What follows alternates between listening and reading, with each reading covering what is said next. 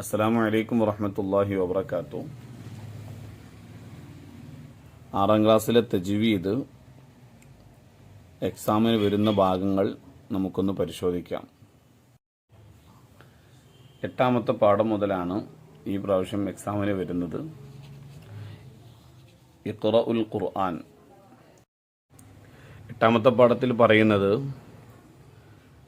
ഖുർആനിലെ പ്രധാനപ്പെട്ട സൂറത്തുകൾ, ഓരോ സന്ദർഭങ്ങൾ ചൊല്ലേണ്ട സൂറത്തുകൾ, എല്ലാ ദിവസവും ഓതേണ്ട സൂറത്തുകൾ, അതുപോലെ തന്നെ രോഗിയുടെ അടുത്ത് ഓതേണ്ട സൂറത്തുകൾ, പിന്നെ ഉറങ്ങുന്ന സമയത്ത് ഓതേണ്ട സൂറത്തുകൾ, ഇതെല്ലാമാണ് 8ാമത്തെ പാഠത്തിൽ പറയുന്നത്.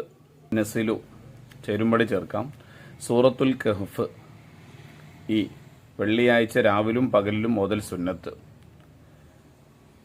യാസീൻ സി മയ്യത്തിൻ്റെ അടുത്ത് ഓതൽ സുന്നത്ത്. ആയത്തുൽ കുർസി ആമനർ റസൂലു ബി എല്ലാ രാത്രിയിലും ഓതൽ സുന്നത്ത്. ഫാത്തിഹ ഇഖ്ലാസ് മുഅവ്വിദത്തൈൻ എ രോഗിയെ സന്ദർശിക്കുമ്പോൾ ഓതൽ സുന്നത്ത്. സൂറത്തുൽ മുൽക്ക് വാഖിഅ ഡി എല്ലാ ദിവസവും ഓതൽ സുന്നത്ത്. എല്ലാ ദിവസവും ഓതൽ സുന്നത്തുള്ള സൂറത്തുകൾ ഏതെല്ലാം? യാസീൻ, മുൽക്ക്, വാഖിഅ, സജദ സൂറത്തുകളും ലൗ അൻസൽന മുതൽ സൂറത്തുൽ ഹഷ്റിന്റെ അവസാനം വരെയും. ഫർദ് നിസ്കാര ശേഷം പാരായണം ചെയ്യണം ഏതൊക്കെ? ഫാത്തിഹ, ആയത്തുൽ കുർസി, ഇഖ്ലാസ്, മുഅവ്വിദത്തൈൻ, ഷഹീദല്ലാഹു. ഉറങ്ങുന്നതിന് മുമ്പ് നബി സല്ലല്ലാഹു അലൈഹി വസല്ലമ 3 തവണ ആവർത്തിച്ചിരുന്നു എന്ത്? ഇഖ്ലാസ്, മുഅവ്വിദത്തൈൻ. 9ാമത്തെ പാഠം ബിലിസാനിൻ അറബിയിൻ. ഒറ്റവാക്കിൽ ഉത്തരമെഴുതാം. തൊണ്ടയുടെ മധ്യത്തിൽ നിന്ന് പുറപ്പെടുന്ന 2 അക്ഷരങ്ങൾ. ഐന്, നാവിൻ്റെയും മേൽ മുൻപല്ലുകളുടെയും തലയിൽ നിന്ന് പുറപ്പെടുന്ന 3 അക്ഷരങ്ങൾ. സാ, ദാല്, ളാ. നാവിൻ്റെ മുരടും അണ്ണാക്കും ഏതക്ഷരത്തിൻ്റെ മഖ്റജാണ്? ഖാഫിൻ്റെ. തൊണ്ടയുടെ മുകൾ ഭാഗത്ത് നിന്ന് കാറ്റോടുകൂടി തഫ്ഖീമായി ഉച്ചരിക്കേണ്ട അക്ഷരം ഹാ.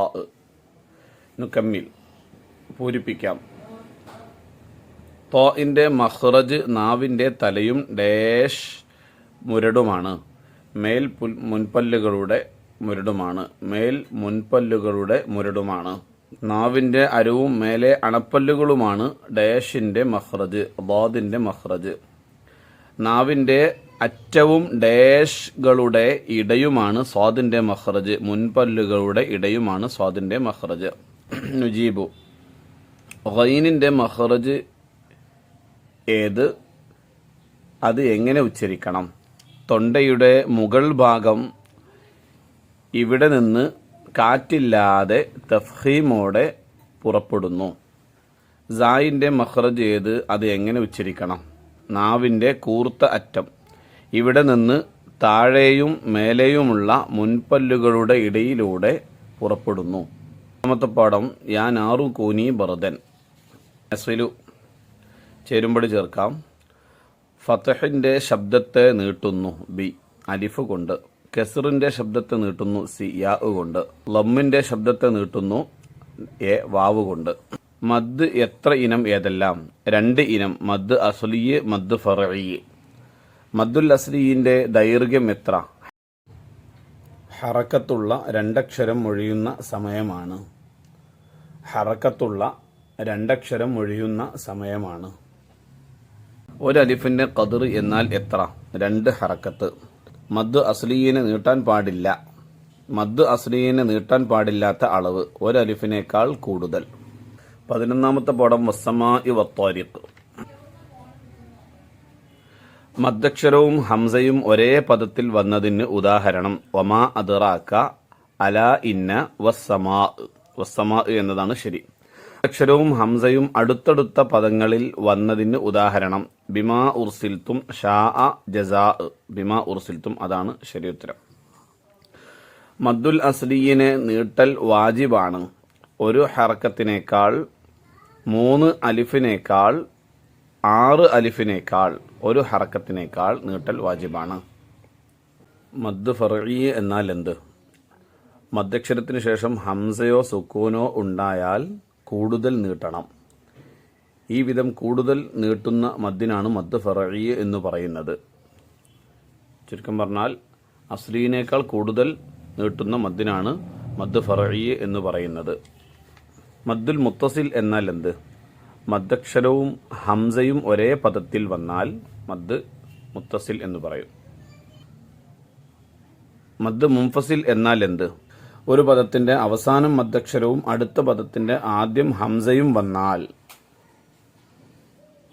ഒരു സമയം നടത്തുന്ന പാരായണത്തിൽ ഒന്നിൽ കൂടുതൽ മദ്ദുൽ മുത്തസിൽ വന്നാൽ എന്തു ചെയ്യണം?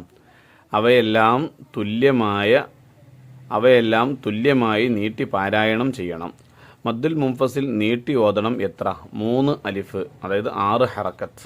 മുത്തസിലിനെ പോലെ നീട്ടൽ നിർബന്ധമില്ല. ഈ ബൈത്ത് പാഠത്തിലുള്ള ബൈത്താണ്.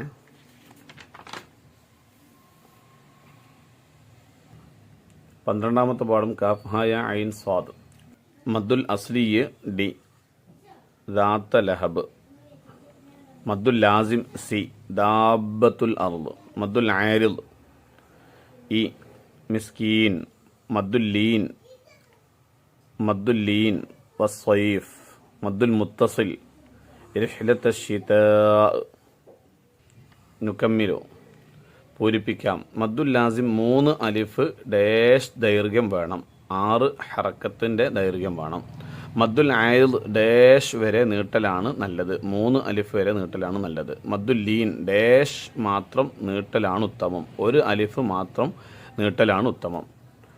മദ്ദുൽ ലാസിം എന്നാൽ എന്ത്? മദ്ദക്ഷരത്തിന്റെയോ ലീനക്ഷരത്തിന്റെയോ ശേഷം അതേ കലിമത്തിൽ സ്ഥിരമായ സുക്കൂൻ വന്നാൽ. മദ്ദുൽ ആരിദ് എന്നാൽ എന്ത്?